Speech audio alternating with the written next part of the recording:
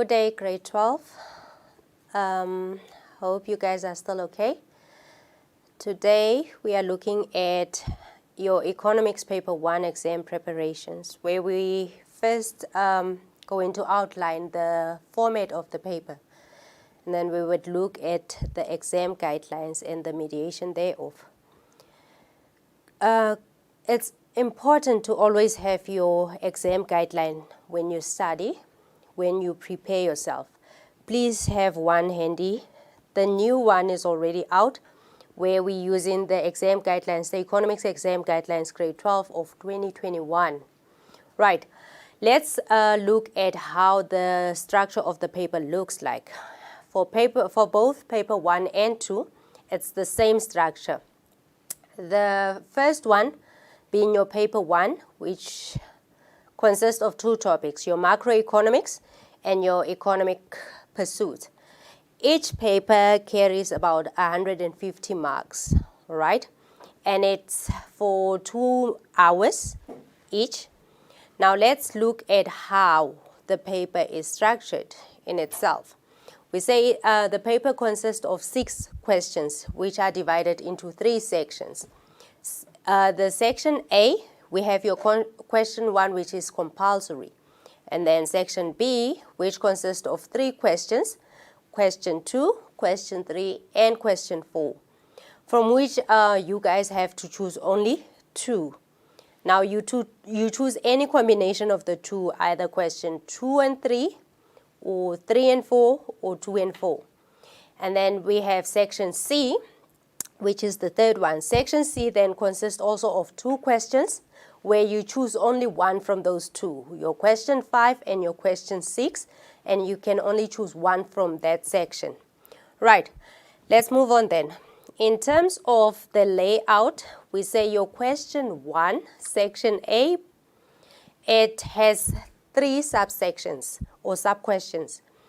The first one, your 1.1, which is your multiple choice questions. It's lower order type of questions, where you have about 4 questions per main topic, and each question gives you 2 marks. And then we would say it's now 2 marks from the 8 questions, and you get a total of 16 marks for that specific question.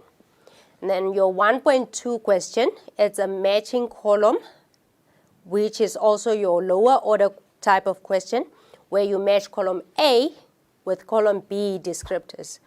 All right, we have 4 items again from the main topics, which is your 8 questions, and each question gives you only 1 mark. Then it would be 8 questions with 1 mark, and it gives you a total of 8 marks for that question. Question 3 is where you have to identify the concept, okay? Give a term for the description that they would give you.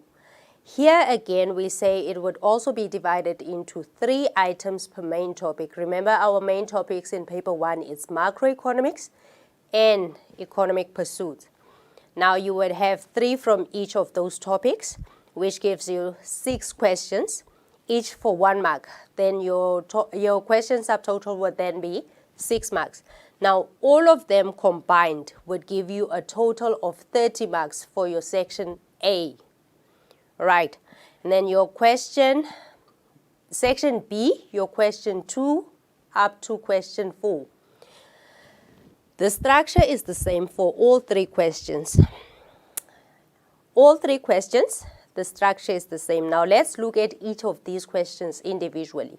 Your question 2 would focus on your macroeconomics. Your question 3 would look at or focus on economic pursuit. And then your question 4, it's a combination of the 2 topics.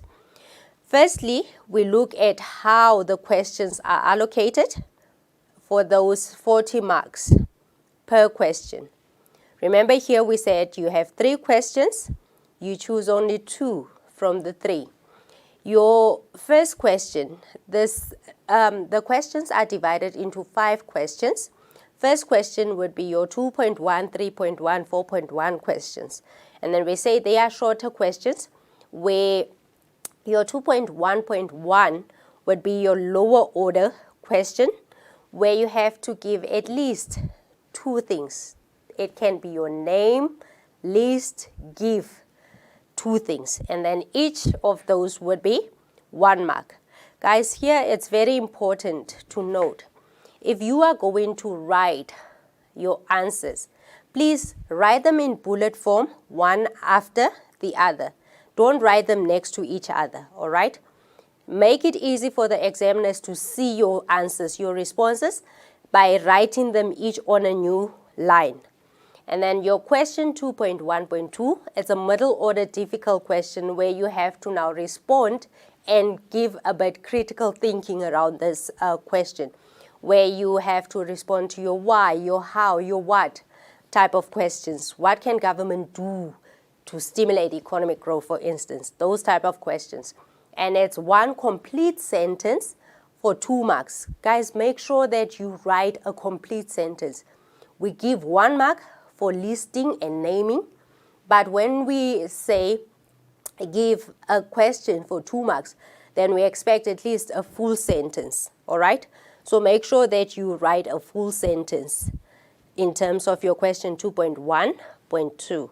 And then your question 2 then, it's a data response question, and we say it's a middle order type of question, where you will be given either a graph, a cartoon, table, extract, pie chart, and then you have to answer questions based on those data that is given to you. And then it is important to look at how the questions are. It ranges from easy up until to difficult. Now the easy ones being now your question 2.2.1 and question 2.2.2. Question 2.1 and, 2.2.1 and question 2.2.2, it can be questions that are closely linked to the data that is given. Not necessarily that we have to get the responses directly from that data, but it can be related to it. And then you say it can be 2 short questions where the answers may not necessarily directly come from the extract that is given in the data. And then we have your other questions, which is now for 4 marks. It's a moderate type of questions that are content-based. And then we have 2 more. The next 2 questions would be now your question 2.2.3 and your question 2.2.4. Your question 2.2.3 usually is where we want you to briefly describe a term. Say, for instance, the data is based on the circular flow. Then we might say briefly describe the term circular flow. Then you have to give a full description of what circular flow is for 2 marks. And then your question 2.2.4, you explain something. What can be done to achieve this? Briefly explain this. And then that as well is also for 2 marks. And then we say they are moderate type of questions.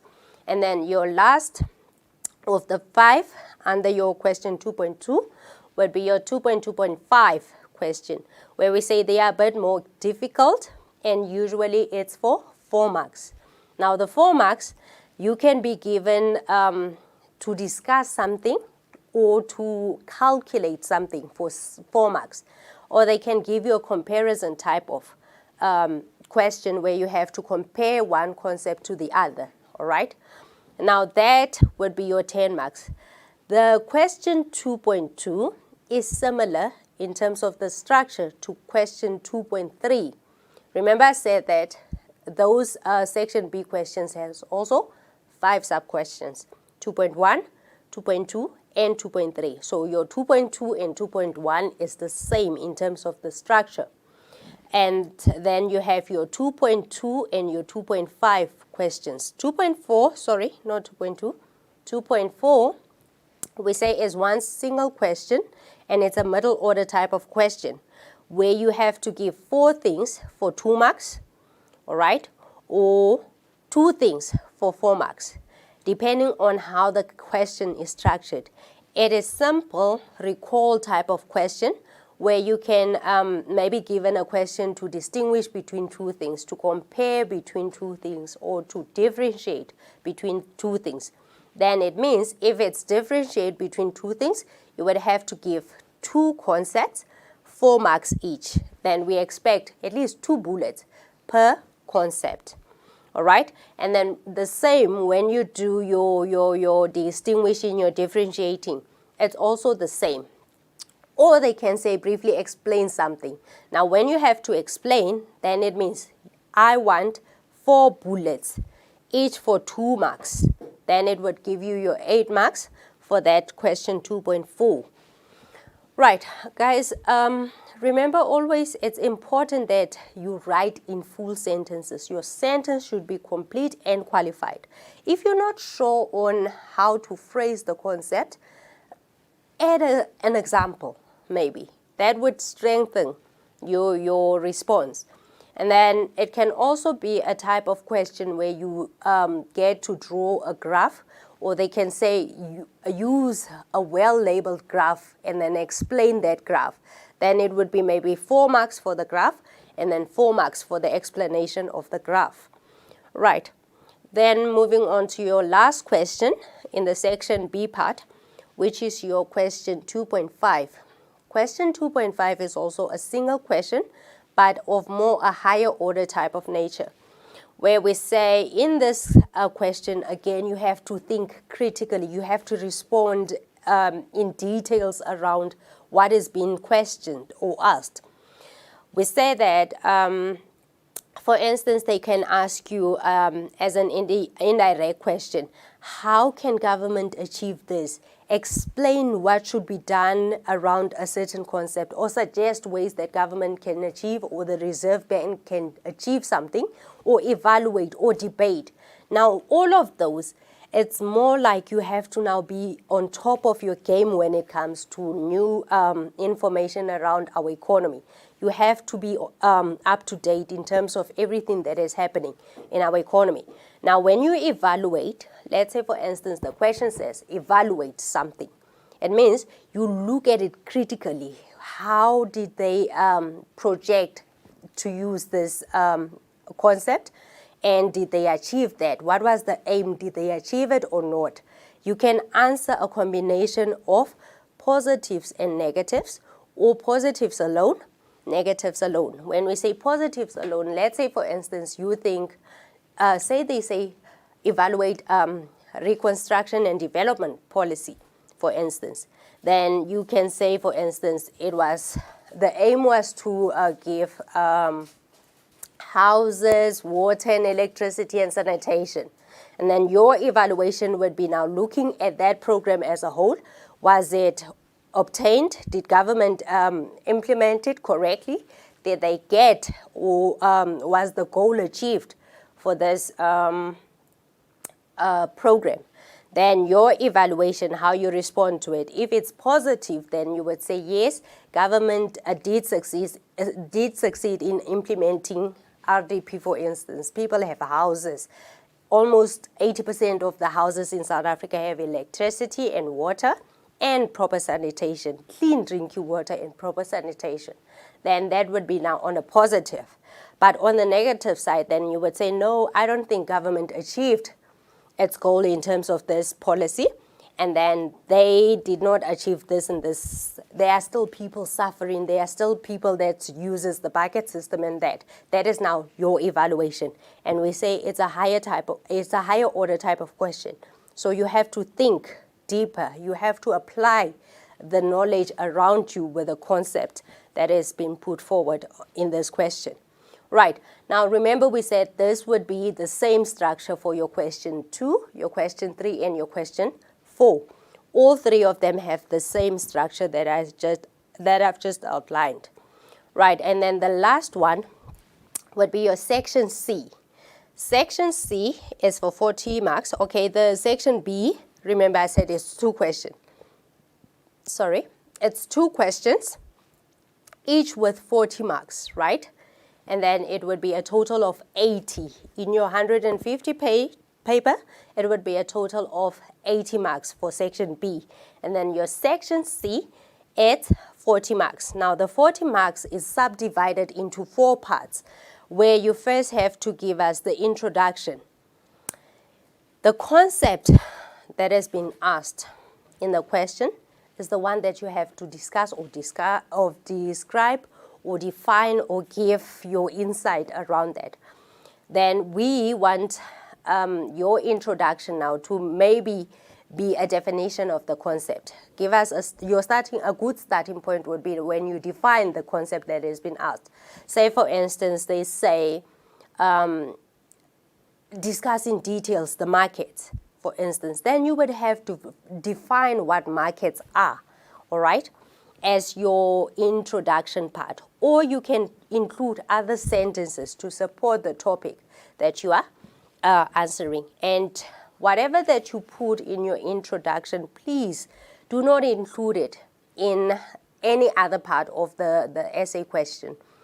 If it's in the introduction, then it means you are not going to add it again in your additional, in your main, or in the conclusion of your essay.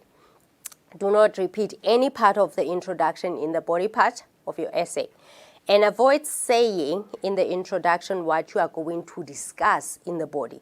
Just give a brief definition of what the concept is all about, and then go on to your body part. Now, the body part of your essay also has two parts, where you would first have to give your main body part, which is for 26 marks.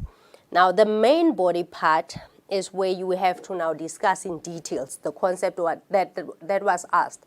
Remember now, section C also has two questions, question 5 and 6. Question 5 being your macroeconomics, question 6 being your economic pursuit. Now, when you answer the body part, the 26 marks would be of that concept. Remember, we said now for your circular flow, the essay question in the circular flow would be around the markets, right? Then your discuss in details would be discuss in details the market and the markets, and that would be the main body part of your question, which is worth 26 marks. Now, guys, it can be discussed in details, in-depth discussions, examine, critically discuss, analyze, compare, evaluate, distinguish, differentiate, explain, assess, debate, or draw a graph and explain. All right? Okay, it would have to be graphs, not graph. Draw graphs and explain those graphs. Now, when you look at how the question or the main body part is structured, we say it's 26 marks. Of those 26, we give a maximum of 8 marks for the headings and examples. So your headings, if you have more than 8 headings, for instance, then we can only mark the first 8 that you gave. But the discussion, we would mark all of it up to 26 marks with your headings. All right? Then it would be 8 marks for the headings, and then the remaining 18 would be for the discussion of those headings. Right. And then in terms of the additional part, that's where now we say it's for 10 marks of the 40 marks. And then in this additional part of the body, that's a bit a middle order to higher order type of questions, where again you have to apply some sort of understanding around concepts. Then you would have to critically discuss the concept, or you have to evaluate it. You have to critically evaluate it. Or you can create a graph and explain that graph. Or they can give you a table where you would have to do calculations around that. You can also deduce information from the given data that the question is stated on. Or you can also compare certain concepts. Or you can explain, distinguish, interpret, or briefly debate how, suggest, use information and argue, or debate and evaluate. Those are the type of responses that you would be exposed to in your additional part of the essay question. All right. Usually when the question is phrased, they would give you 2 bullets. One would be for the main body part. The second would be for the additional part. The main body part, 26. The additional, 10 marks. And then the conclusion being the final part of your essay question. In the conclusion, guys, it's a higher order difficult type of response that we need, where you would have to give now critical thinking again, be creative in terms of linking the main body part and the additional part, and maybe give your opinions around the two concepts. Then here we want your conclusion to wrap up the discussion of the topic in the body part, and it should also be treated as a higher order type of response.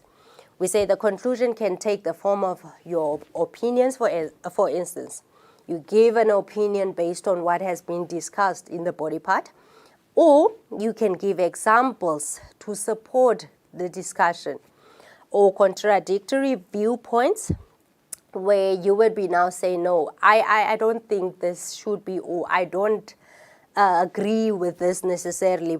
Then you would then give your viewpoints that is opposing to what have been put on in the discussion.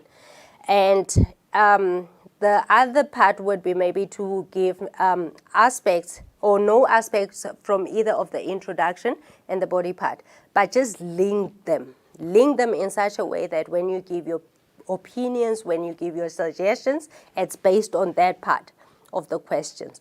Then the conclusion then would be for 2 marks, and it gives you a total of 40 marks. Now your 40-mark questions, your essay would also be a total of 40 marks. Added to the others, then your paper would be with 150. All right, now we would be changing a bit in terms of the structure, and then we would look at the topics that are covered under paper 1. But firstly, let's just move on to your exam guidelines, and then we will explain the concepts that are going to be covered under your paper 1. Now, when you look at your exam guideline, remember I said that we're using the new one of 2021, all right? Your economics exam guidelines, grade 12, 2021. Guys, it's very important to always have your exam guideline when you study. Now, there are changes to this exam guideline that I want us to go through with you guys, and then maybe see how each of the concepts are related in the exam guidelines, what we expect you to answer in terms of the questions. Now let's look at, remember we already discussed the structure of your paper 1, where we said your paper 1 now looks at macroeconomics, and then under the macroeconomics you have your circular flow, you have your business cycle, you have your public sector, and then the foreign exchange markets. Now guys, remember one other thing that you need to remember now is that your protectionism is now back to economic pursuits. So your macroeconomics has now 4 chapters or units that you have to look at, and your economic pursuit also has 4, being the protectionism and free trade, growth and development, industrial development policies, and then your economic and social performance indicators. Those are the 8 chapters that you cover under your paper 1. And then we have the paper 2 ones, which we will discuss at a later stage. But for now, let's only focus on your paper 1, all right? Now, under your paper 1, a few changes from your 2017 exam guidelines, which you would have to look at. Right, we already covered the structure. Let's quickly go to the changes into this paper. Guys, when you look at paper page 3 of your exam guideline, the first change that we need to look at is that all of the essays would be written discussing details or examine in detail, compare and contrast in detail. All of those are your essay questions. But now it says all of these would be regarded as essay topics for 3 years. Scratch that 3 and make it 1 year. It's for this year, 2020, and no longer for the 3-year period, right? Then all of the essay questions we would have to cover in this year. When you study, you have to study all of them, all right? Okay, now let's look at the changes, and I will take you through the journey using my presentation and the Mind the Gap, all right? Let's say, okay, in terms of what we need to look at, we say in our exam guidelines, it is important to study the content of the 2021 exam guidelines, all right? The information on the slides is not written in full, but we will use the slides together with the exam guideline to tell you or to give you a detailed information around which page to look at and to make the changes. And then again, we say you should also pay attention to the action and command verbs that is used in each topic. All of those are important for you to look at and to know how to respond to the answers. Now, in terms of the comparison of our 2017 and 2021, it's already been done for us. You just have to apply the changes in your exam guideline, all right? Now, let's look at, remember I said the first one was now where we have to do the changes on page 3 of your exam guidelines. Change from the discuss in details, examine in details, and all of that. All of them are essays for 2021 and no longer for a 3-year period. We say that in the exam guidelines, they said it's for 3 years, but you have to study them only for 2021, which is now for a 1-year cycle.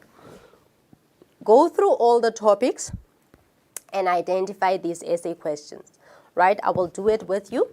At the end of teaching each topic, teachers and learners are advised to maybe go through the essays and write them so as your informal activities in classes.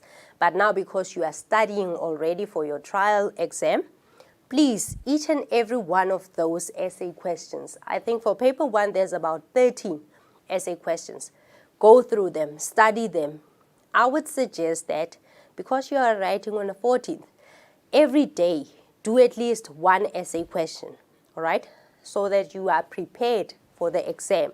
And then we say now, what is the difference between 2021 and 2017? In 2017, your protectionism and free trade was part of macroeconomics. Under the exam guidelines of 2017, it was under macroeconomics. But now it has moved to economic pursuits again. Protectionism and free trade is now part of your economic pursuits. And then we say now, look at that, how the changes are, and then apply it accordingly. For people that are very strong macros, then it means you would have to focus deeply into the first 4 chapters of macroeconomics.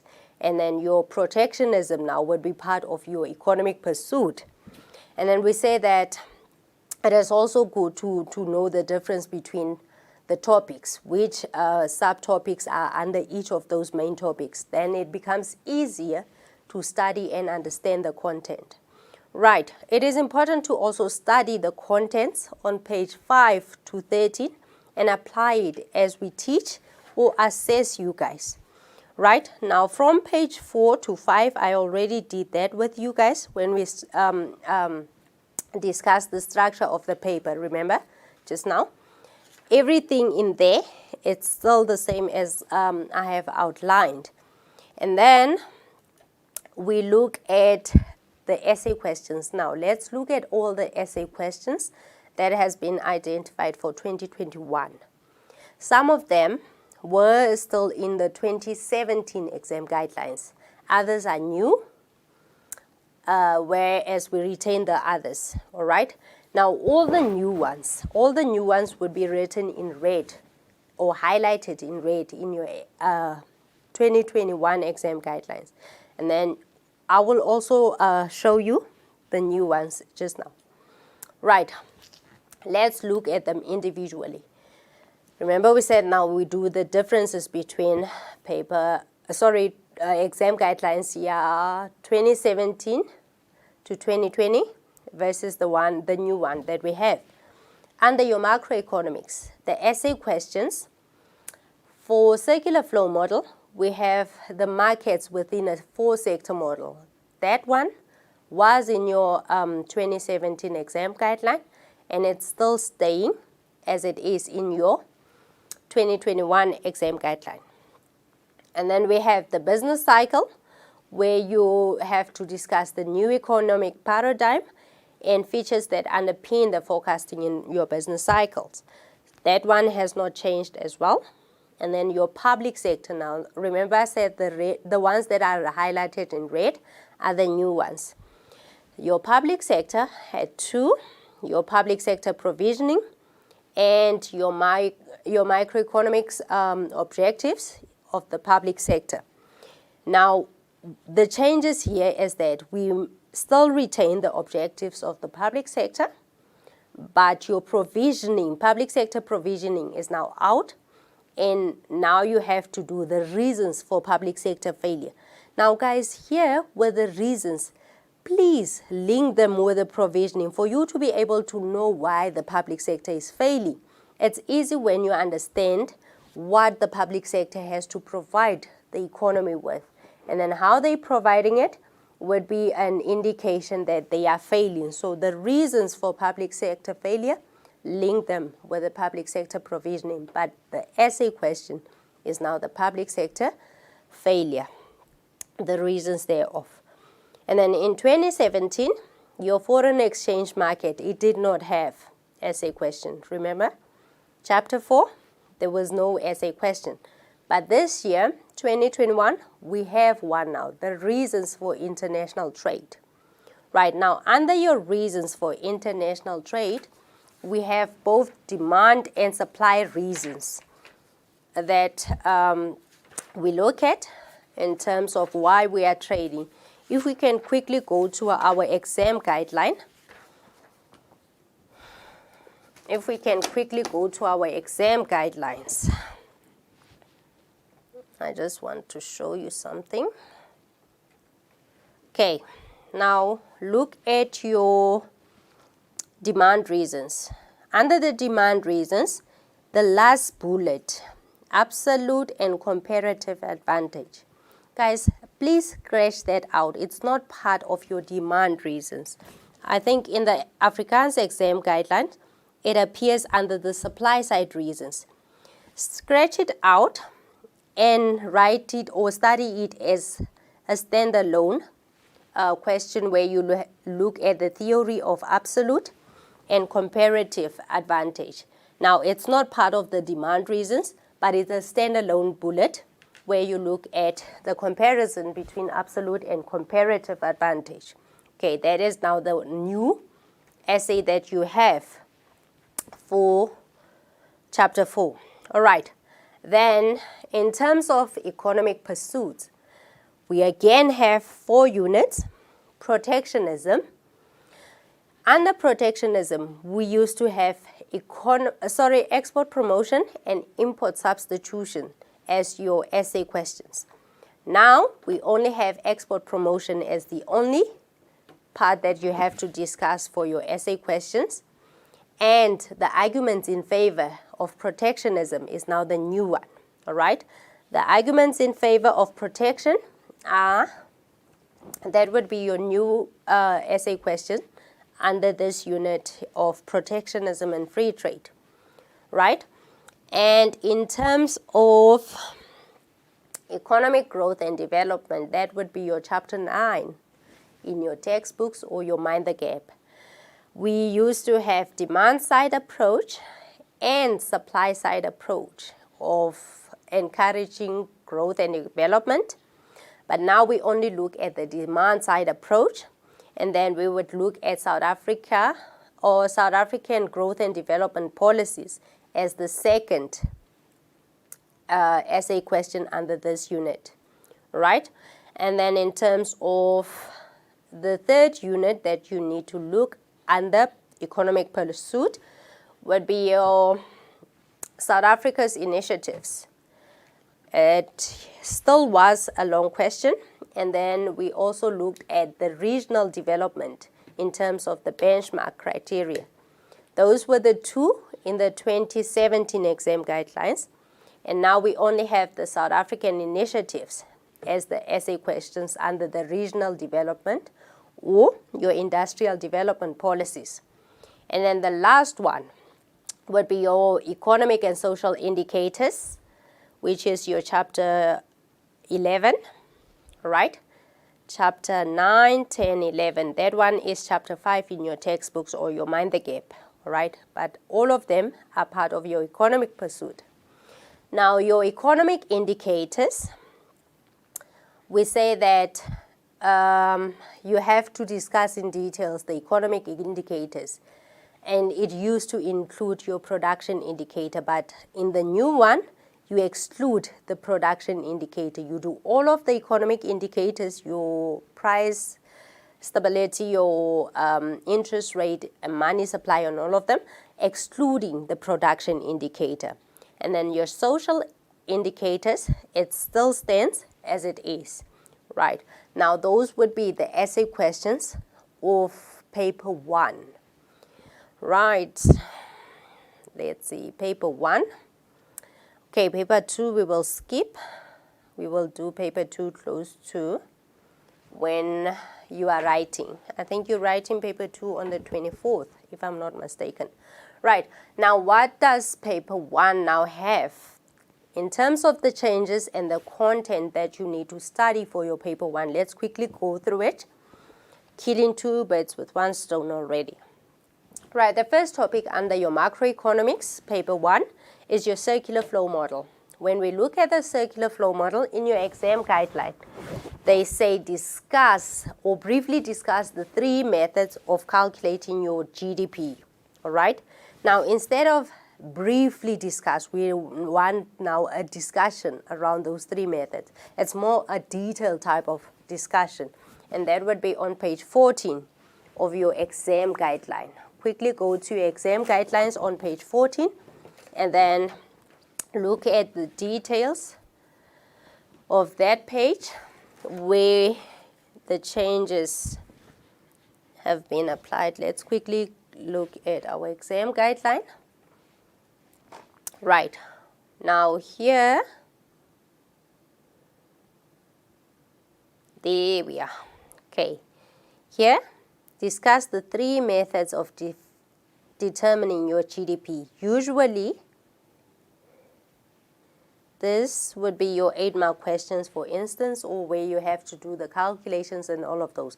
So we removed the briefly discuss the 3 methods, and now it's a more detailed type of discussion that we want for that part. Right, let's look at the next one, where we have the application of the basic formula of the multiplier, right? In your, for those of you who wrote the mock test, you already had an example of this question.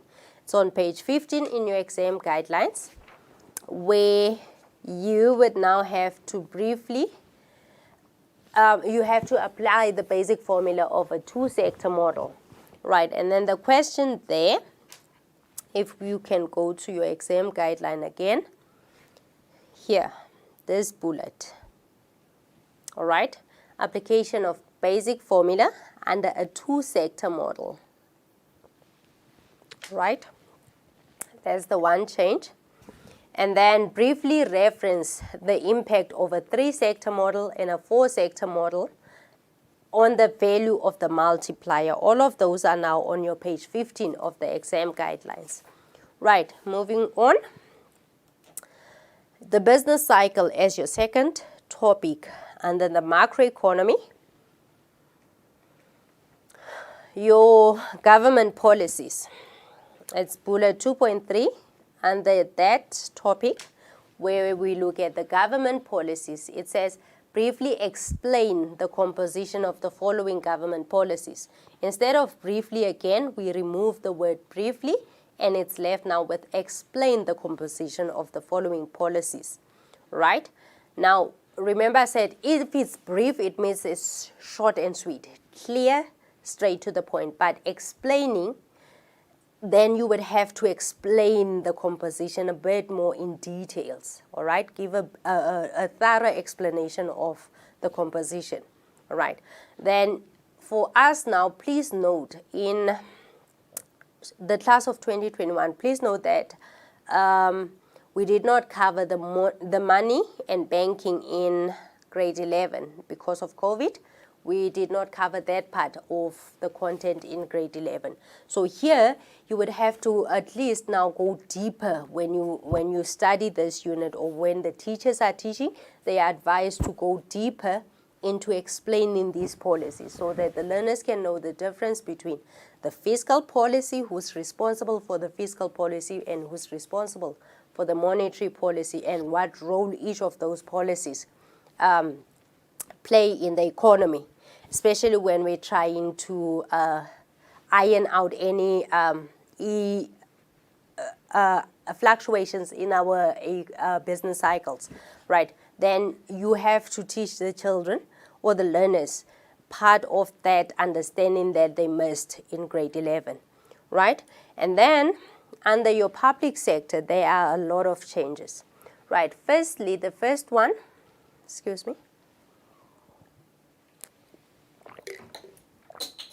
The first part that you need to look at would be under the necessity of the public sector. Firstly, they used to say outline the necessity of the public sector, but now we don't just want an outline of the public sector necessity of the public sector provisioning.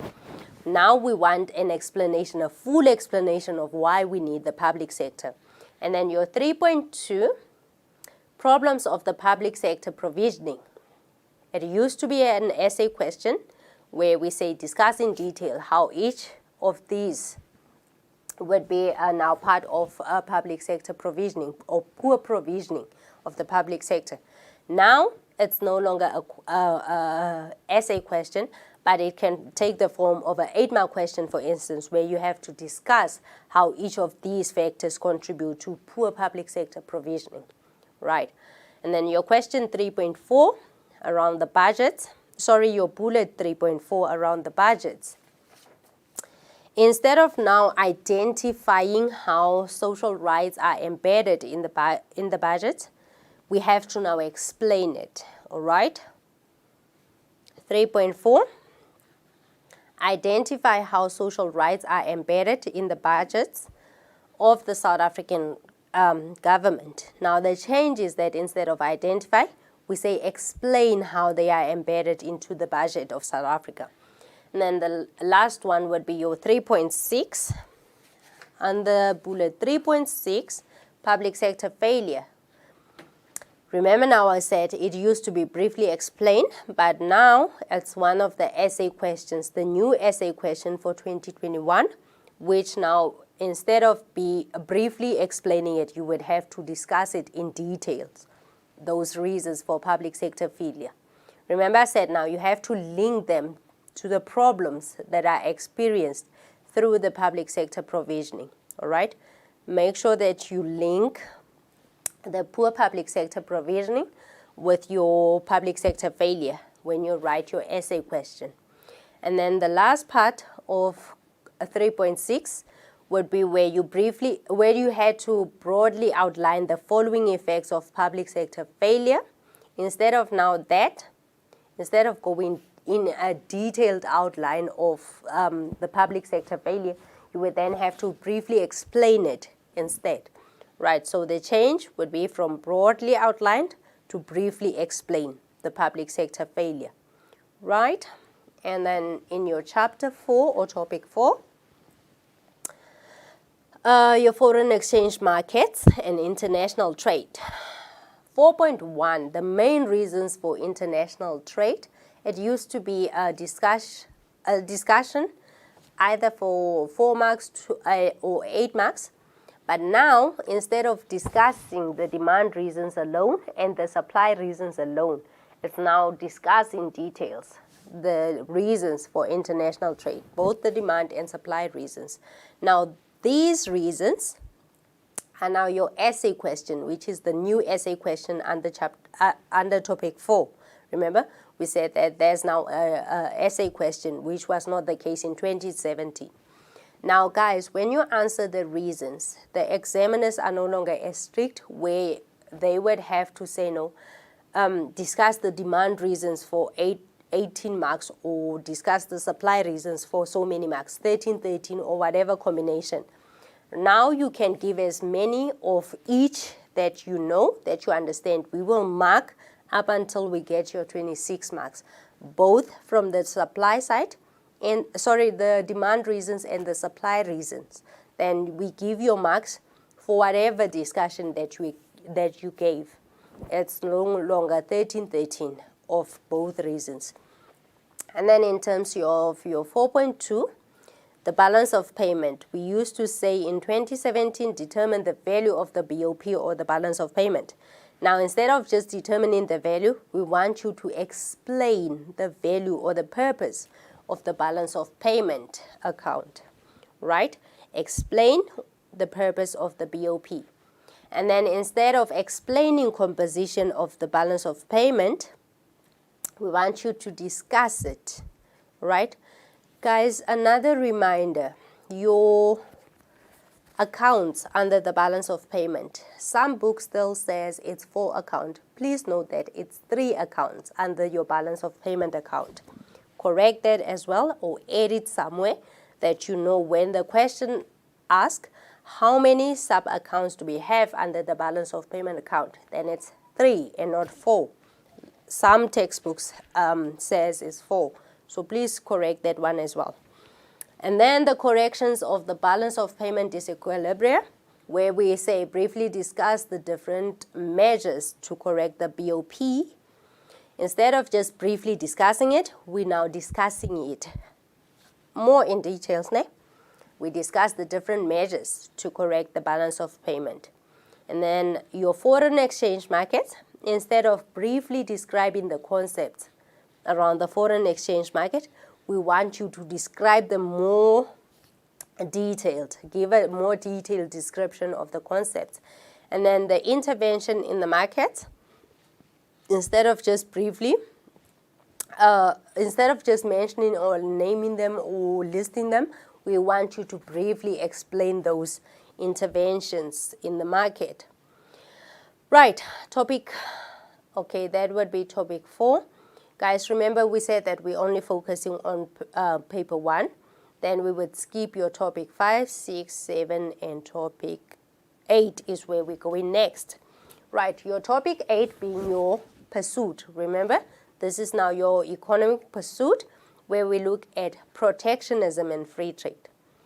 Export promotion under 6.1. Quickly go to your exam guidelines again and do the corrections there. Under your exam guidelines in this unit of protectionism and free trade, we have the following changes. Discuss in details export promotion and import substitution. Remember, these were 2 essay questions that you could be asked in 2017 to 2020 exam guideline. But in 2021, we only want you to discuss export promotion as your essay question, right? Now, your discussion, you have to give as your introduction, for instance, the definition of the export promotion. And then your body part, that's where you focus on the methods of promoting exports, the reasons, the advantages and the disadvantages of this trade policy. Right, and then in terms of your import substitution, we used to also have it as a long question where it would say discuss in details import substitution. But now it's just discuss. You're no longer discussing it in details. It's no longer an essay question. Remember, all of your essay questions, you can identify them in your exam guidelines as those parts that are written, discuss in details, examine in detail, or contrast in detail, or evaluate in detail. But they are also written in bold in your exam guidelines. So the import substitution is no longer an essay question, but just a mere discussion of what this trade policy is all about. Then you would have to look at the definition of what it means, the methods that government can apply to substitute imports and the reasons thereof, and along with the advantages and disadvantages of this trade policy. And then we look at protectionism, all right? Explain the arguments in favor of protection. Now, this used to be just a mere 8-mark question, right, type of explaining, where now it has been identified as one of your essay questions. Discuss in details the arguments in favor of protectionism, then it's your essay question. It's also a new essay question in 2021. And then we look at free trade. Free trade, we used to say briefly explain the following arguments in favor of free trade. But now we are no longer just briefly explaining it, we are explaining it. Explain the following arguments in favor of free trade. Right, economic growth and development is the second part of your economic pursuit. The supply side, 9.2, supply side approach of economic growth and development. Right. It says discuss in details the supply side approach in promoting growth and development. But now it's no longer an essay question, but it's just a mere discussion part of the supply side approach. Remember, it used to be an essay question, but now it's just possible 8-mark question where you can discuss it for whatever marks that are given, and that would be on page 26 of our new exam guidelines. And then under 9.3, we look at the approaches to growth and development policies that are used in South Africa. In the past, we used to briefly evaluate them, all right? But now it's a new essay question where you have to discuss it in details. Discuss in detail the South African growth and development policies and strategies or strategic initiatives. That's all on page 26 of your exam guideline. Right, moving on to the next unit. This would be now your regional development. When we look at your regional development and industrial policies, look at page 27 of your exam guidelines, 10.5, the appropriateness of South Africa's industrial development policies. In 2017, it used to say broadly outline the appropriateness of South Africa's industrial policies. But now we just outline them, all right? It's no longer broadly, but just a mere outline of the appropriateness of the policies. Right, and in bullet 10.6, that would be on page 28, we look at the appropriateness of South Africa's regional development policies in terms of the benchmark criteria. It used to be an essay question where you had to discuss in details, but now it's no longer the essay question. The essay question would be now this one. The South Africa's initiatives, yes. South Africa's initiatives is now your bullet 10.3 is the essay question and no longer 10.6. Then you briefly discuss the regional developments in terms of the following benchmark criteria. Then we say, still under that bullet, evaluate South Africa's regional development policies in terms of benchmark criteria. We're no longer evaluating them as much or in details, but we briefly evaluate them. How would South Africa use the regional development as one of the policies to, in terms of the benchmark criteria that is underlined? And then under 10.7, where we have to briefly explain and evaluate. Instead of briefly explain and evaluate, we just have to do an explanation and the evaluation of the small business development, right? How can we explain what small business development is and evaluate how it's handled in South Africa, for instance. And then the last one would be your 10.8, and there's still topic 10, your regional development. then instead of briefly giving an explanation of how we evaluate your policies or BEE, then we say just give an explanation, an evaluation of your BEE, right? Almost at the end of the changes. Let's quickly look to topic 11. Topic 11 now is where we look at our economic and social indicators. Under this part, which is now your page 29, we look at the economic and social indicators on page 9 of your exam guidelines.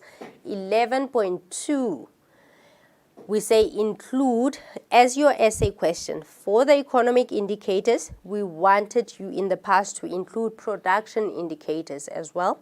But in 2021, we're excluding production indicators. Now, that's the only change there. And then in terms of 11.4, international comparison, right? Briefly compare South Africa's growth and development performance with that of other countries by focusing on something, all right? The globalization, international standardization of the IMF, the World Bank, the United Nations, and then the financial aid and support, and then you have to do now a comparison and forecasting.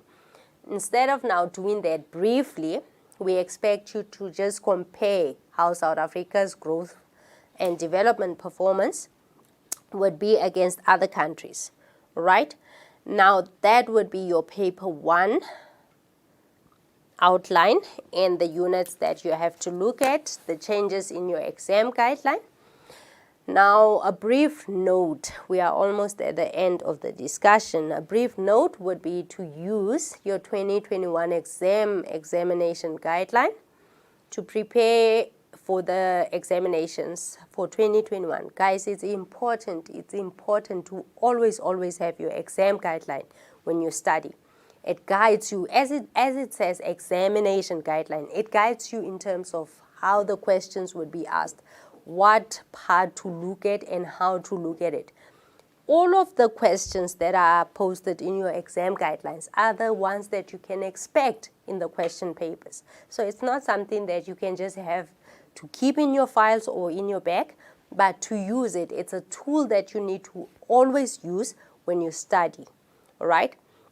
And then for the teachers, you have to use it for your informal task according to the structure of the economics paper. Try to incorporate your exam guidelines as part of the teaching processes in the classes, where you would either give learners now formal tasks or informal tasks should also be drawn from the questions that are in your exam guidelines. And then we have to infuse the current information into your teaching to equip learners for the final examination as well. So it's very important to go through everything and try to prepare learners thoroughly for the exams. But always apply your exam guidelines, use it and use it correctly.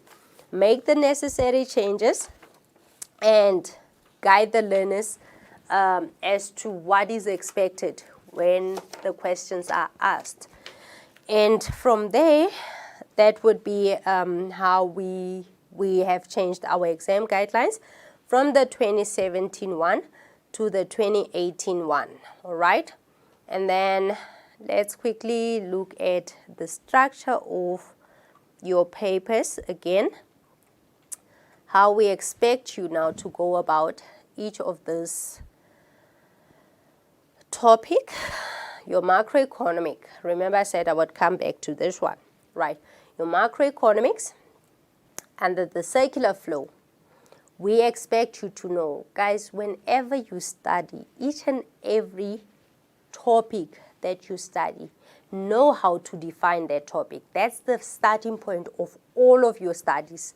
Know how to define the main concept of discussion. Now, under topic 1, the first topic being your circular flow model, we look at it as the flow of expenditure, income and output from the economy over time, usually yearly. And then that would be now how the participants in the circular flow would interact. They exchange goods and services or factors of production and get money in the form of payments or remuneration or income in exchange. Now, the circular flow participants, we say there are 4 participants.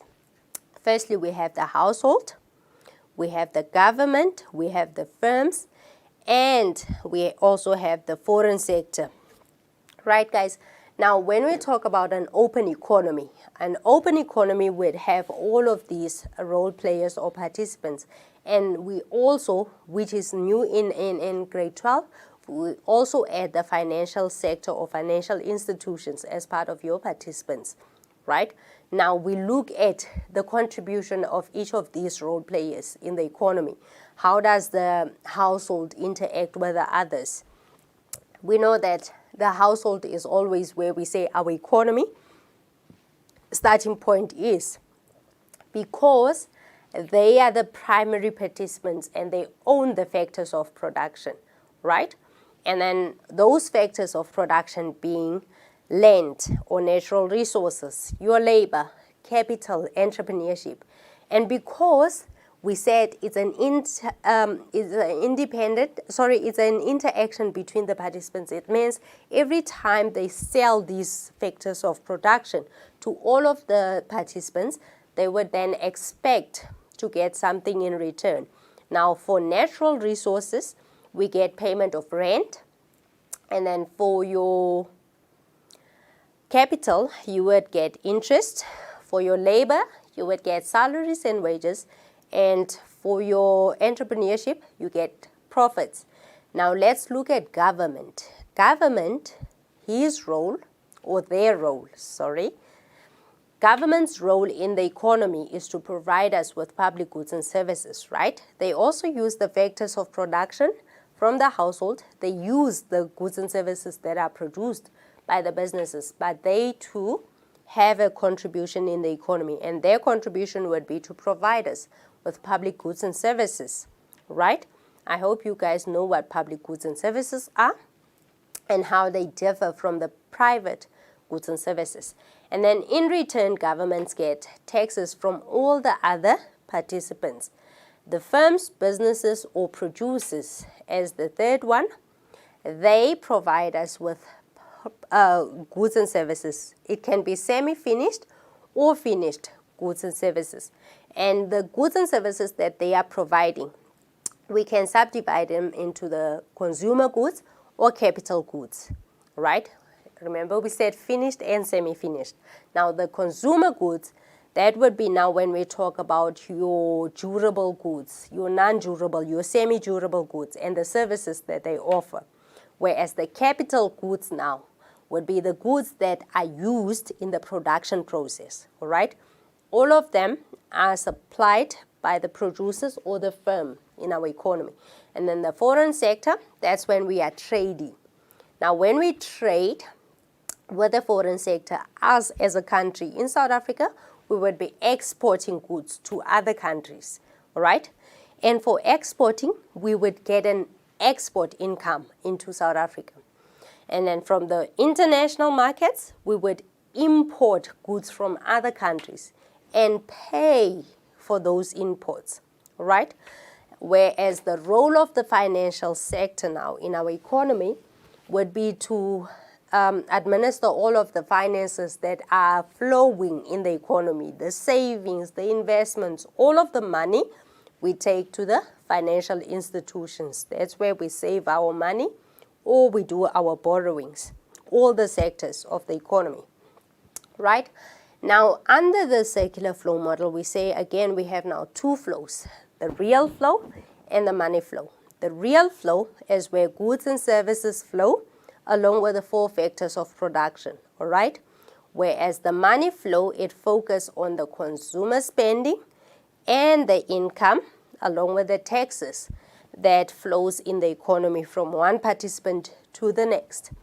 Now, in terms of our GDP, how do we calculate our GDP, or the contribution of each participant would be that under the GDP, we look at how much the consumer, the household, are spending, all right?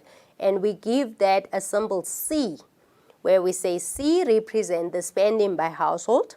And then we also look at the capital formation or the investment spending, which we use the letter I to denote. And then government spending, we use the letter G, and the bracket of your exports minus your imports, whereas the export, we use the letter X, and your imports, we use the letter M. Guys, please be careful. It's not I for imports, it's I for investments and M for imports. Then we would also look under the circular flow model at the economic equilibrium, where we say our leakages and injections should be equal. Now, when our leakages are equal to our injections, then we say our economy is in equilibrium. And guys, for our economy, we say now as part of the leakages, we have our imports, our savings, and our taxes. Leakages are all the money that flows out of the system as your imports, your savings, your taxes. But each and every one of them informs the injections into the economy. It flows in as injections into the economy. Now, all of our savings flows into the economy as investments. And all of the taxes that we pay to government uses them to spend on public goods and services. Whereas every time we import goods from other countries, we also expect that we should be exporting to other countries as well. Then all of them, if they are equal, then we say our economy is in equilibrium. But if leakages and injections are maybe not equal in the sense that leakages are more than the injections or they are less than the injections and vice versa, then we say the economy is in disequilibrium. Right, I specifically highlighted the markets now as your essay question in red so that you can remember when you study, remember that your markets are the essay questions under this unit or this topic, where we say we have to discuss the following markets. Now let's look at the markets individually. We would look at the product market. That's where goods and services are traded in the economy, all right? The goods and services that are produced by the firms or the producers or businesses in the economy or in the circular flow model are traded in the product market, all right? And then we have the factor market, where we trade in the factors of production from the household to the other participants. Then we have our money market. Now guys, under the financial market, we have two markets, your money market and your capital market. Now let's first start with the money market. We say the money market is when we borrow or lend money in the short term. That would be less than 3 years, all right? Every time when we go borrow money or we save our money, put away money, but for a shorter period, then we say that would be in the money market, all right? And then we say the key institution here would be the Reserve Bank, whereas your capital market now would be where we save money or buy securities or trade financial securities in the long term. That would be more than 3 years. And we say that in the capital market, the key institution there would be your Johannesburg Stock Exchange, right? Now, all of them form part of the financial market. Remember, we said that we have our financial sector here, who's also a role player in our economy. So the financial markets would be exactly that under the financial sector. And then we have our foreign exchange market. Now, the foreign exchange market is where we are trading currencies. Guys, be careful. I know a lot of learners would be saying, in the foreign markets, that's where we are importing and exporting. No, that's when we are trading currencies, all right? Foreign exchange market, we're trading one country's currency for another, right? And usually there are various reasons why we would want to exchange our currency to another country's. It can stem from importing and exporting reasons or tourism reasons. For instance, when you are visiting, then you would want to have currency of that country that you are visiting. And then we also look at your national aggregates and the conversions thereof, right? where we look at GDP or your gross domestic product or your gross value added, where we say that our gross domestic product is now the total of all final goods and services that are produced in a country. Let's say, for instance, whatever is produced in South Africa would be part of our GDP over a 1-year period, all right? So we say it's the total of final goods and services produced within the boundaries of a country over a period of 1 year. That's our GDP. Now, how do we measure the GDP? We're using 3 methods. We have the income method, we have the production method, expenditure method. And then under the production method, we look at the contribution of the 3 sectors, from the primary sector to the secondary sector to the tertiary sector. And all of their inputs in the GDP, we say would be our gross domestic product at basic prices. And then to convert basic prices to market prices, we would then have to add taxes on the product and subtract the subsidies on the product to get gross domestic product at market prices. Remember, this is now the price that we as the consumers are paying. And then using the income method, we say we look at the compensation of the employees. And then we look at the net operating surpluses, we add them. And then we add the consumption of fixed capital, and then that gives us gross domestic product at factor cost, all right? Remember, we're paying for the factors of production, so it's factor cost for all of the 4 factors of production. Then we add taxes on production, we subtract subsidies on production to get our gross domestic product at basic prices. And once again, remember, from basic price to market, we add taxes on product, we subtract subsidies on product to get gross domestic product at market prices. Then looking at the last one, which is your expenditure method. The expenditure method now looks at your final consumption expenditure by household. Remember, how do we denote the final expenditure by household? We say we're using the letter C, all right? C, and then we look at the final consumption expenditure by government, which we use the letter G for, and then the gross capital formation, which we use the letter I. And then we also look at the residual items. Now, the residual item would be now the corrections of any errors and omissions that was done while calculating the GDP. And then we have to account for those. And everything else combined or added would give us the gross domestic expenditure. Then we add our exports. Remember the bracket X minus M. We add our exports and we subtract our imports to get gross domestic product at market prices. Right. Then you also have to convert your GDP to your GNI. Now, how do we convert GDP to GNI? We say it's a measure of income that is earned only by citizens of a country, right? Regardless of whether they were in the country or outside, all over the world, when they earned their money, all right? Now, we can look at it as you take your GDP as it is, everything that was earned, and then you subtract income that has to go to other countries. Now, we subtract the contribution of foreigners that are in South Africa, and then you add the primary income from South Africans that went abroad or to other countries. Then you would get your GNI. And then the last part of your circular flow model would be your multiplier. Now, the multiplier, again, we say that is based on the principle that every time when a person spends, it becomes an income for another person, which then becomes the personal spending and so on, all right? If I earn money, the money that I spend on someone else becomes that person's income. It's my spending, but it becomes that person's income.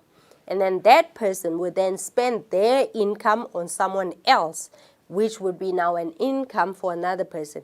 And every time people are earning income, we calculate all of those incomes in the economy, and then we would say we're getting our multiplier effect. Now we say, when we describe the multiplier effect, as the description as a situation where changes in spending, all right, we look at the changes in spending that are caused by a disproportionate change in aggregate demand and hence the level of aggregate income. Every time when we're spending in the economy, right, how much does our spending yield in terms of the national income or the aggregate income? Then the multiplier, we have two formulas to calculate the multiplier. The first one is where we look at the changes in income over a changes in our injections, right? That would be now that one.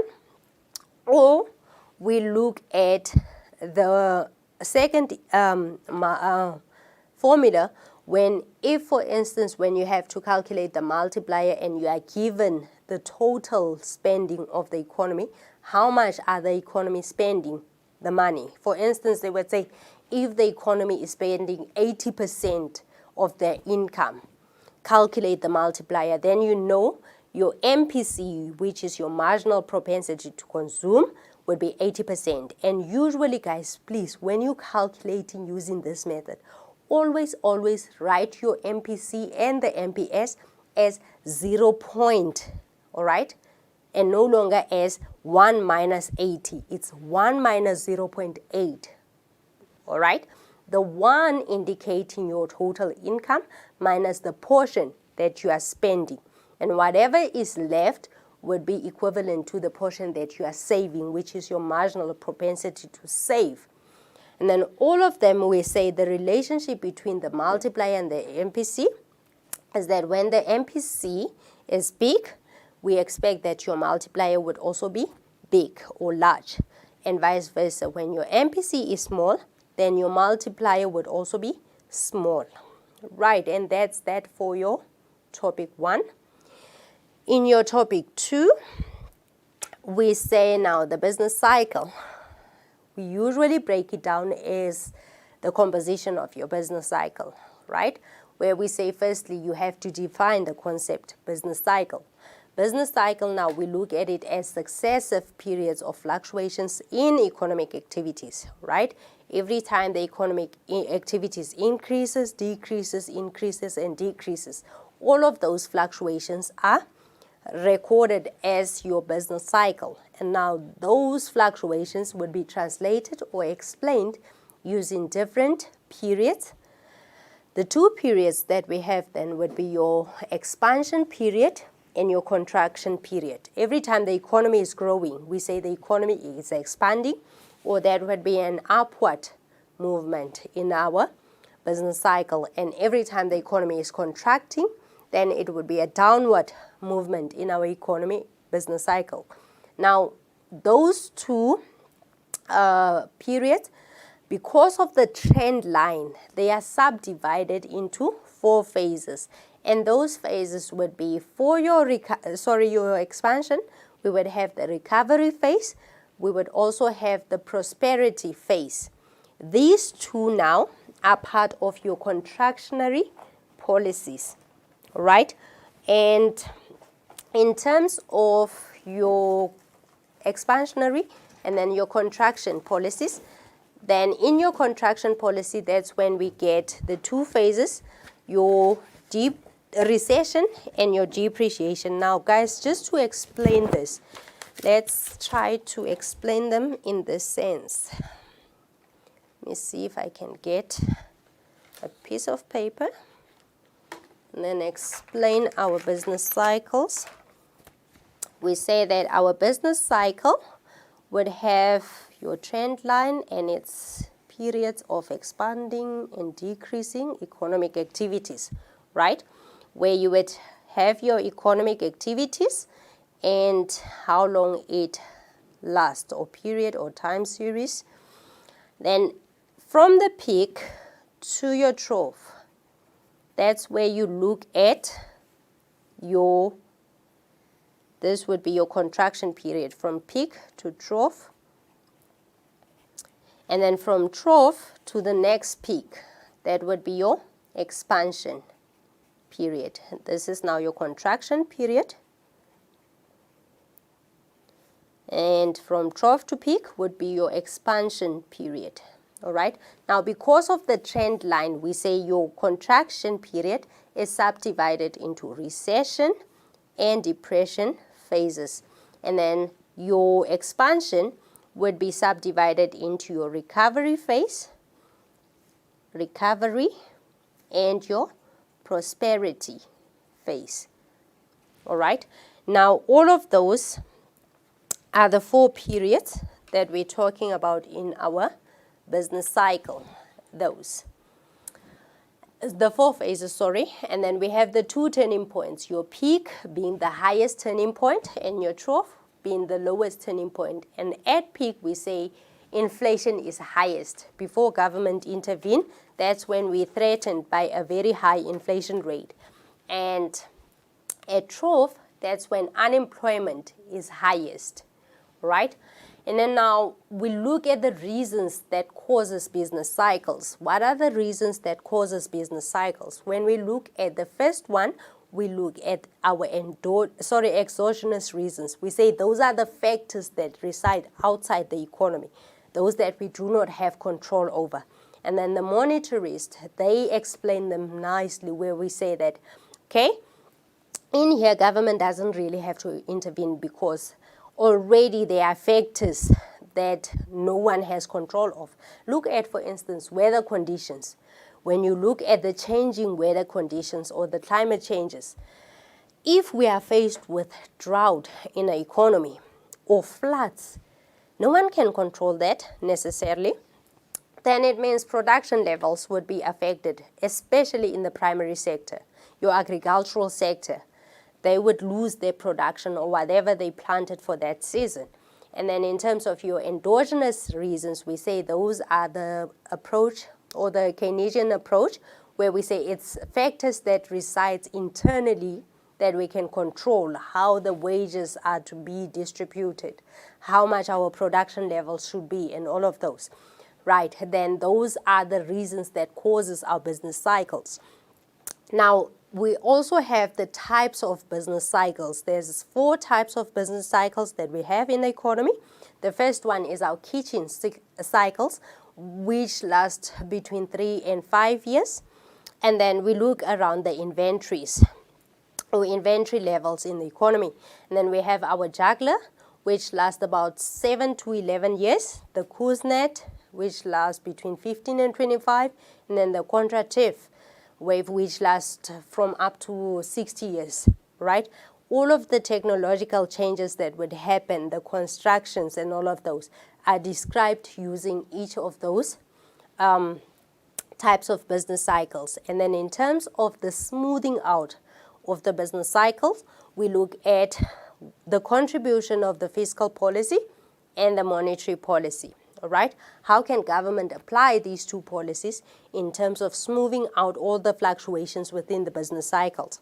Your fiscal policy, government uses your taxes and government spending, whereas your monetary policy, government would be using your interest rates, your cash reserves, your moral suasion, your open market transactions, your exchange rate control, all of them to try and smooth out the differences. Remember now, if our business cycle is short, then we say the economy is strong. And if the business cycle lasts long, then we say the economy was very weak. So in terms of smoothing it out so that it's closer to the trend line, then we can use both policies.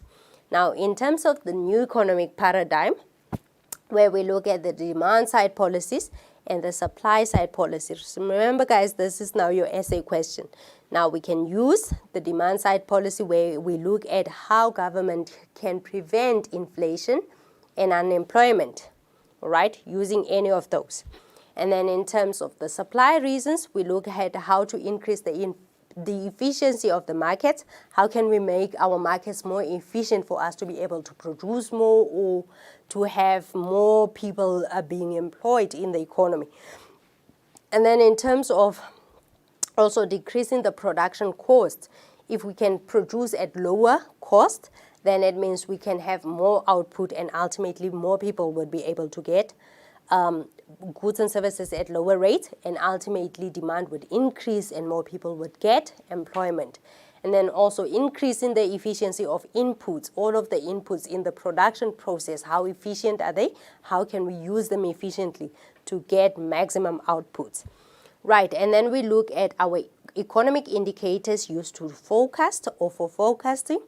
All of those would be part of how we can forecast in the economy. Now, our leading indicators, we say they change before the economy changes. They tell us what is going to happen in the economy before everything else. And then our lagging indicators, they change after the economy. They tell us what already happened in the economy. And then the coincident indicators change simultaneously, almost at the same time as the actual business cycle or in the economy. And then other business cycle concepts would be now the length of the business cycle. We say the time it takes for a business cycle to move from one complete cycle to the next. Now we measure it from one peak to the next. Remember our business cycle where we say in terms of our business cycle, we would measure it from one peak to the next. And then from this peak over there up until, let's use a different color so that you can see, from this peak to the next one. Then we say this is how long our cycle lasted, right? That's the length of the business cycle. And then we talk about the amplitude, which would be from your peak to your trough, all right? Now, that would be now when we're also measuring our business cycle from peak to trough. And then in terms of the length, it's from peak to peak or trough to trough, whereas the amplitude would be the difference between the peak and the trough. It measures the intensity of the business cycle. How intense were economic activities? If it lasted long, then it means the economy was very weak. Right, and then in terms of the trend line, it shows the direction, the general direction that a fluctuation seems to be heading. Usually it would be scaling up. Then we say all our economic activities, every time we have changes in the economy, then it will be measured using the trend line to say, okay, our economy has been growing over the past few years or past years. Then we measure from one year to the other, or whatever series that we would use. And then we have our extrapolation, where we say we're using past events to predict future outcomes. We use the past information to predict what is going to happen in the future. That we call our extrapolation. And the moving averages, we say, is the method of repeatedly calculating a series of different averages along a time series to produce a smooth curve in our business cycle. And those would be all for your business cycle. Topic 3, your public sector. We look at the composition of the public sector. Now, under our public sector, we say that we have our central or national government, all right? That's where everything starts. Our central government, let's say, okay, let me first explain and then I will explain to you guys. We have the central government, we have the provincial or regional government, and then we have our local government. Now, along with all the different levels, the 3 levels of government, we also have the public corporations, which is all the parastatals that we have in our economy. Now, in terms of them, it means, say for instance, government is budgeting. When the budget speech is read, they would say, for education, this is how much we get. That would be on national level, all right? And then from national level, it would be divided into the 9 provinces. Then we get our provincial or regional government. And then from the provincial level, they would again divide it into the local municipalities. Then that would be our local government. And then in terms of the public corporations, that would be your SAA, even though we're not saying that it's one of the parastatals because apparently 51% was being sold. And then in terms of your others, your SABC, your ESCOM, your SAPO, all of them are parastatals or companies that are owned by government. We say they are state-owned entities or parastatals. And then now we look at why is it necessary to have the public sector. Necessity of the public sector. Firstly, we say it's to avoid market failure. And then we say it's necessary for provisioning of public goods and services. And then to iron out problems with the externalities, we require government to intervene in the market. And then provisioning of merit goods, where we say all of the goods that we need for their own value, all right? Then that, we say that would be government's role in the economy. And again, we need them to discourage consumption of demerit goods, everything that is harmful to us and our health. And then we also need government for prevention of monopolies or encourage competition, for instance, by not allowing mergers and takeovers to happen in the economy. Because now, if there's competition in the economy, we say that the competition-rich economy would allow people to have better services, better prices, better quality. Now, government is especially there to encourage competition in our economy by also preventing monopolies. Redistribution of income from to benefit our society, where government would be now regulating their spending from the tax money that they generate in the economy, where we say that, for instance, people that are earning a lot, they would be paying a higher bracket of tax, and that money is used to provide public goods and services and certain supporting finances or social welfare payments to the communities, especially those that we say are your low-income earners or people that don't have any income at all. And then they're also there to manage the economy and protecting our natural resources. Right, let's look at the state's macroeconomic objectives. This is another long question to look at under your paper 1, where we say, firstly, government wants to have economic growth. We want our economy to grow by producing as much as possible, all right? Every time we increase our production level from one year to the next, then we say our economy is growing, it's expanding because of the production levels that are increased. And then we also need full employment. If we can produce more, then it means more people will be able to get employment, and then our unemployment rate would decrease. I wonder, do you guys know what is the current unemployment rate? It's scary, especially around the youth. Right, and then one other objective of government is to stabilize prices. We don't want inflation to expand out of or to spiral out of control. Then government would be targeting inflation within the range of 3 to 6%. Currently, I think it's somewhere in the 4.2% or 4.5%. I'm not so sure this morning how much our inflation is at for this quarter. But it's very in the middle. It's very good currently. It's somewhat in the middle. And then our exchange rate stability. We don't want the value of our money or our currency to fluctuate within a certain. We want it to be within certain bands, but that is both enough to support employment and exporting and importing. All right. Now, every time when we look at our exchange rate, we're talking about our currency versus those of other countries. We want to stabilize our economy's currency. And then we also want economic equity, where we say we're distributing income and wealth more equally amongst the citizens of our economy. And then the last one, which is your balance of payment equilibrium. We do not want a balance of payment deficit, right? We want a positive BOP balance, or it should be in equilibrium. And that is one of the objectives of government. Then we look at the budgets. The main budget that is presented by the Minister of Finance, usually around February of each year or the next fiscal year.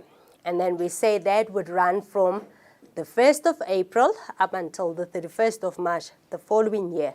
That would be our fiscal year, and then we say that's the main budget.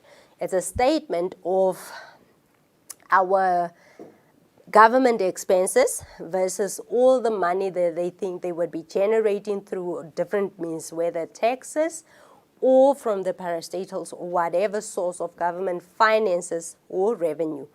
Then we look at the functions of government budget. Firstly is to allocate resources, to distribute income and wealth, and to stabilize the economy, all right?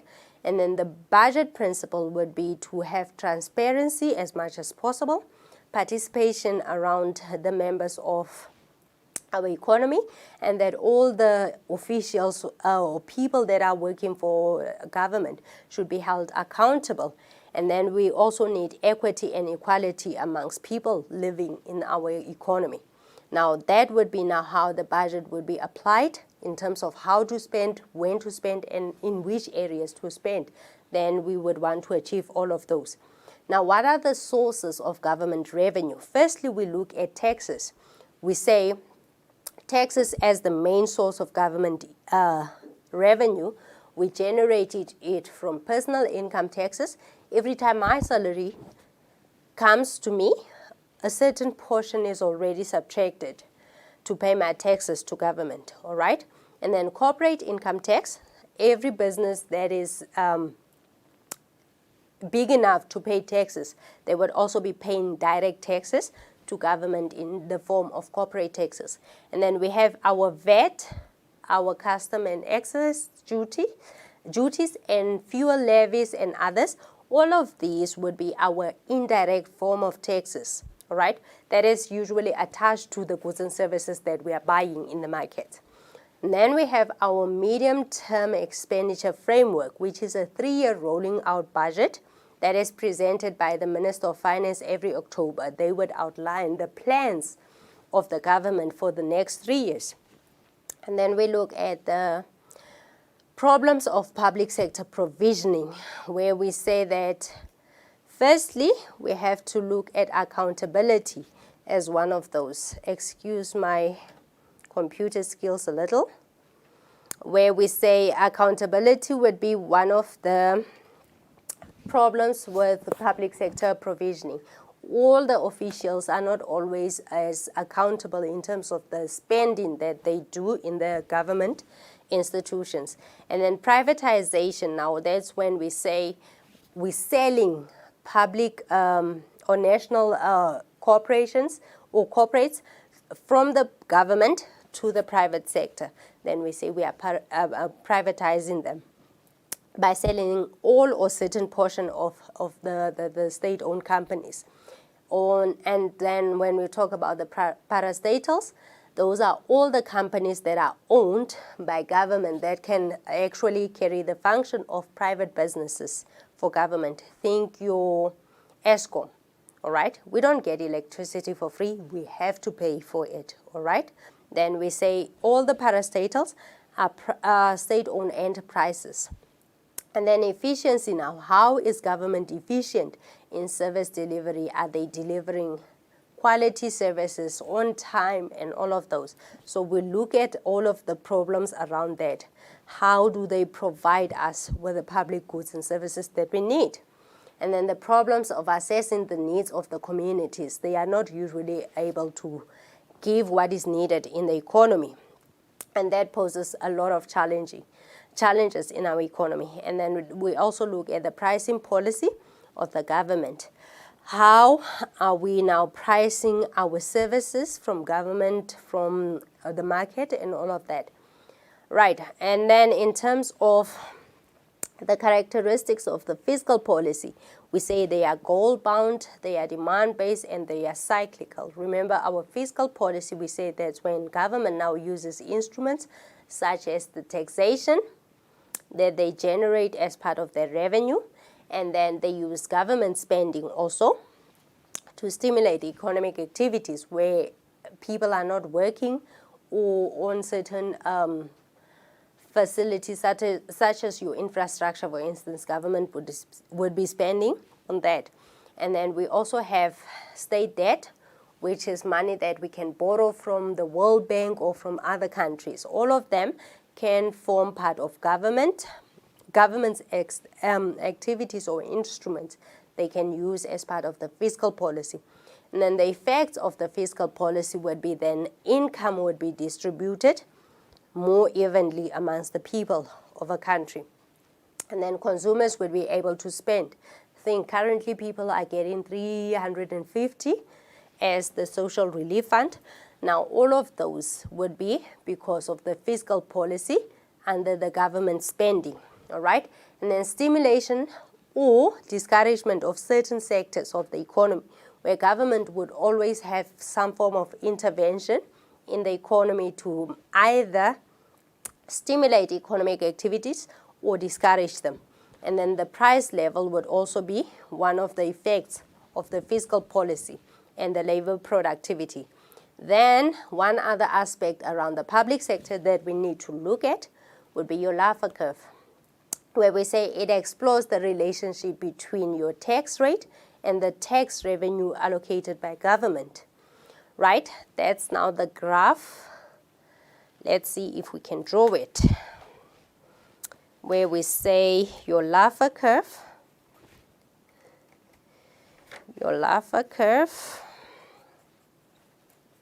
is where we look at the relationship between tax revenue and tax rate, right? Now that graph, we say government is able to look at the percentages that they are charging and how much revenue it can generate government. Okay, that's now your Laffer curve. Oh, I'm not good at drawing, but okay. At least I hope I did justice to the graph. That's now the Laffer curve, where we say it's a relationship between your tax rates and your tax revenue. Right, reasons for public sector failure.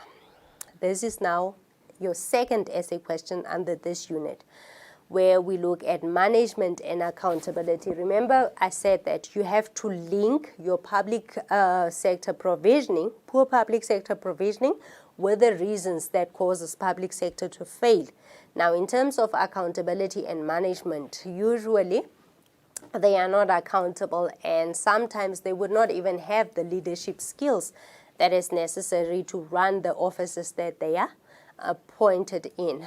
And then we'll also look at the incompetencies around the officials, right? And the pricing and market forces, the long-term motivation, the government intervention innovations, lack of vision, special interest groups, lack of adequate and accurate information, cost of administration and enforcement, politicians, bureaucracy, and rent-seeking interest groups.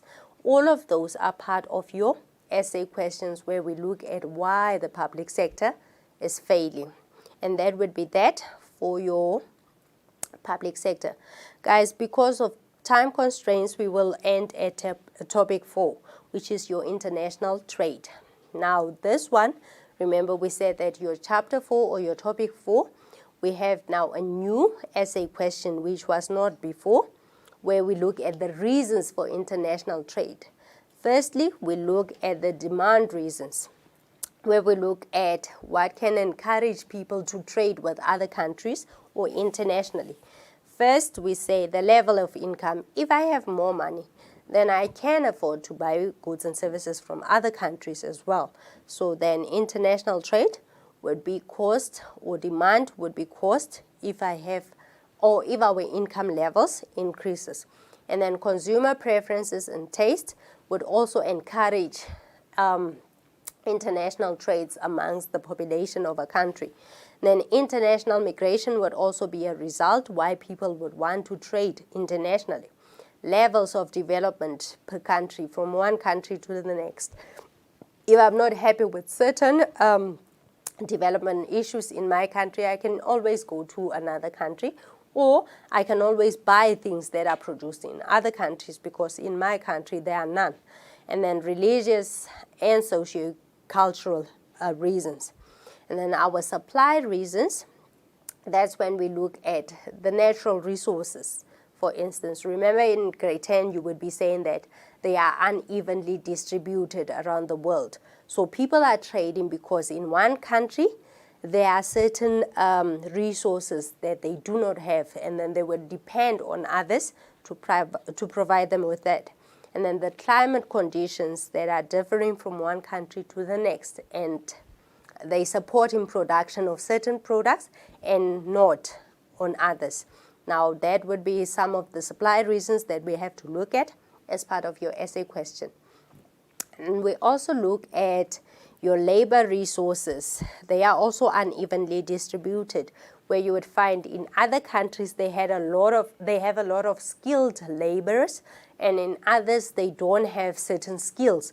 Then we would exchange or import labor from other countries as well.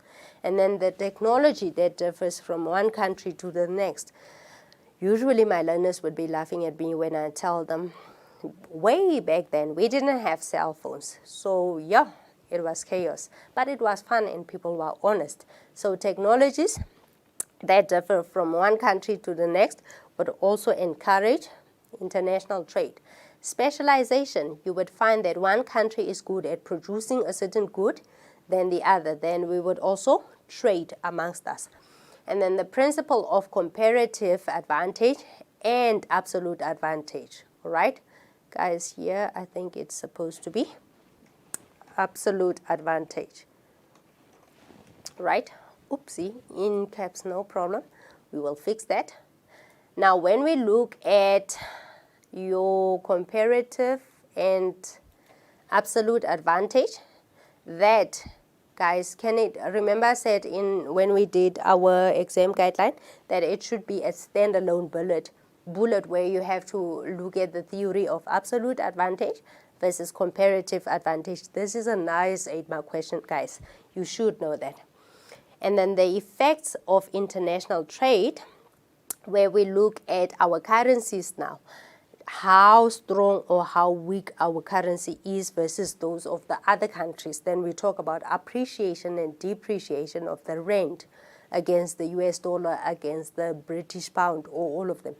And then we also look at, along with appreciation and depreciation, guys, please also look at your revaluation and devaluation, which is now deliberate acts of increasing or decreasing the value of the currency. And then we also look at specialization. We look at mass production and efficiency of the international markets for us to be able to trade. Then we also look at our balance of payment, which is a systematic record of a country's transaction with the rest of the world for a particular period, where we say our balance of payment account would have, remember I said 3 accounts, right? The current account, your financial account, and a capital transfer account, where we say our current account would consist of our merchandise imports and our merchandise exports, and the net gold exports, the service receipts, service payments, income receipts, income payments, and current transfers. That would be now under your current account, and you have to know how to calculate the current account balance, right? And then we also look at your financial account, where we look at direct investments, portfolio investment, and other investments that would be flowing into the country. And then all of them would be part of our financial account. Then the last part of this unit, we look at our exchange rate systems, right? We have 3 types of exchange rate systems. Your free floating exchange rate systems, exchange rate system, which is where we say now that would be the forces of demand and supply of currencies. And in South Africa, we are using a free floating exchange rate system, whereas a managed floating exchange rate system would be when we restrict our currency within a certain band. Between this and this value, our currency can fluctuate between those values. And then if they are closer to the end range of the value, then government can also intervene just to bring it within that range. Whereas the fixed exchange rate system would be when we say that, okay, we want our currency versus that country that we are trading with to be so much, and then we would fix it at a specific value against specific countries' currencies. Every time when we buy from them, we would use the same amount always, up until we can maybe look at it if it's overvalued or undervalued. And that brings us to the end of this lesson. And unfortunately, that's how much time we have for paper 1. I hope you guys are ready and that you would do your best to perform well. Guys, no pressure. By studying as early as possible, you would be able to obtain the highest marks. And it's easy to pass your economics if you can just follow some of the tips that we gave you just now. And then always remember to always use your exam guidelines when you study. All right? Know your topics. Know which paper covers which topics in your economics syllabus, and be able to see and identify the essay questions within the different topics that you have under each paper. All of that is important to know. When you study, use the key concepts as a steering or a guide in terms of what to expect for each and every one of the topics. Your mind the gap is very important to always have with you when you study. It can give you the key concept per topic, and then it guides you also to how the questions can be asked and how you are expected to answer them. And please use other resources as well, past papers to practice up until you write. And on that note, guys, good luck and thank you.